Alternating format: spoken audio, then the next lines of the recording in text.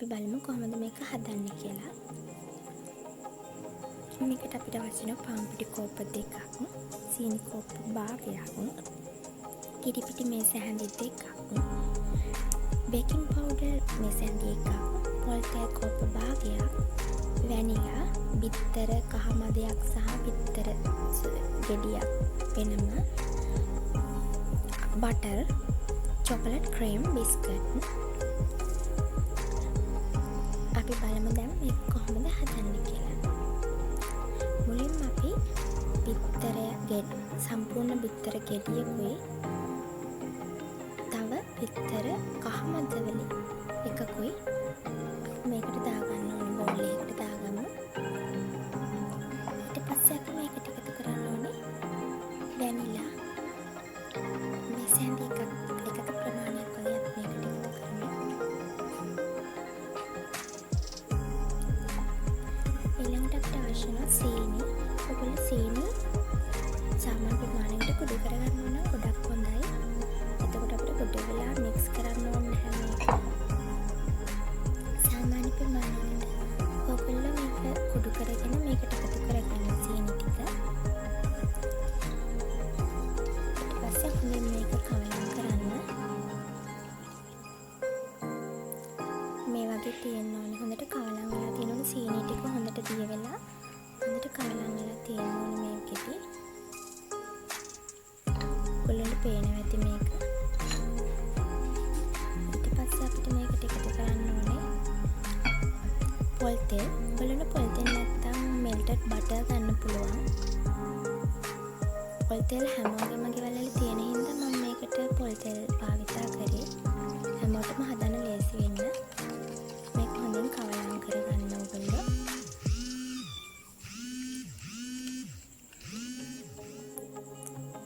දැන් මේක හොඳින් කවලම් වෙලා තියෙන්නේ. දැන් අපි මේකට පාන් පිටි, තිරිඟි පිටි කෝප 2 එකතු කරගන්නවා. ඊළඟට අපිට අවශ්‍ය වෙන බේකින් පවුඩර් තේ හැඳි ප්‍රමාණයක් වගේ එකතු කරගන්නවා. කිරි පිටි මේස හැඳි 2ක් එකතු කරගන්නවා. දැන් මේක හොඳින් අපි ඉස්සෙල්ලා විස්ක් එකෙන් අපි හොඳින් කවලම් කරමු මේක. දැන් මේ ප්‍රමාණය විස්ක් එකෙන් කවලම් කරා. දැන් අපි මේක අතිනුත් කවලම් කරගමු. හොඳින් මේක අනා ගන්න ඕන නිසා මේ විදිහට ඔයගොල්ලෝ හොඳින් මේක හොඳින් කවලම් කරගන්න. මේ වගේ මිශ්‍රණයක් හැදෙන්නේ.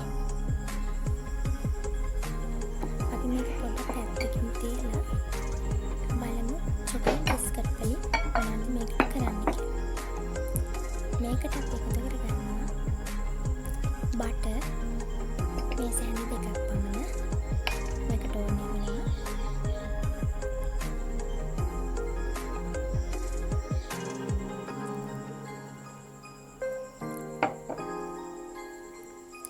මේක හොඳින් කවලම් කරගන්න. අපිට මේ මිශ්‍රණය ඇනෙන්න මදි නිසා මම මේකට වතුරත් එකතු කරගන්නවා පොඩි ප්‍රමාණයක්. ඔයගොල්ලෝ බලලා එකතු කරගන්න. මම මේක චොකලට් බිස්කට් සාමාන්‍ය ප්‍රමාණයට කුඩු කරලා තියෙන්නේ. චොකලට් බිස්කට් ග්‍රෑම් 100ක් අරගෙන කුඩු කරලා තියෙන්නේ. මේකට වතුර චුට්ටක් එකතු කරගන්න. මේක හොඳින් කවලම් වෙන්න ඕනේ හින්දා එකට ගුලියක් වගේ මේක යන්න ඕනේ අර වගේම මිශ්‍රණය.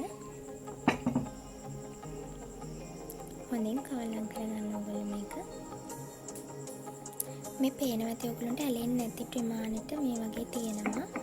ඔයගොල්ලන්ට පේනවා ඇති.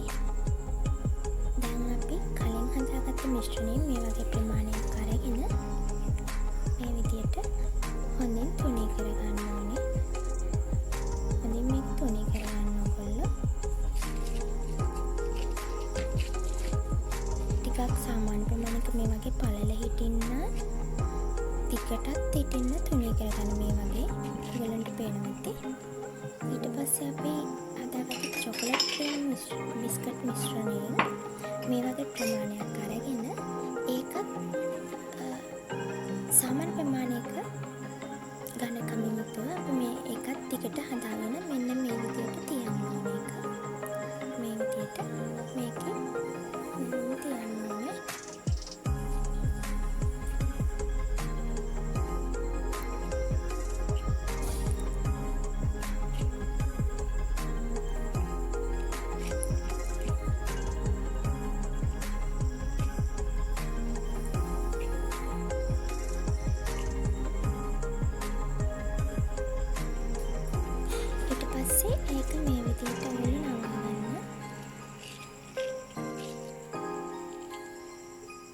මෙහෙම නවා ගන්න ඕගොල්ලෝ.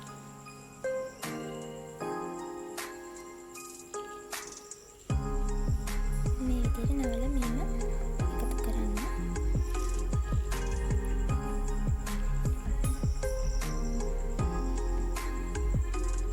ඊට පස්සේ මේ විදිහට එන්නේ. ඊට පස්සේ අපි මේක කපන්න කලින් මේක ලස්සන කරගන්න ඕනේ හින්දා ගෑරුප්පක් අරගෙන මෙහෙම පොඩි මෙහෙම මේ විදිහට මේව කරන්න.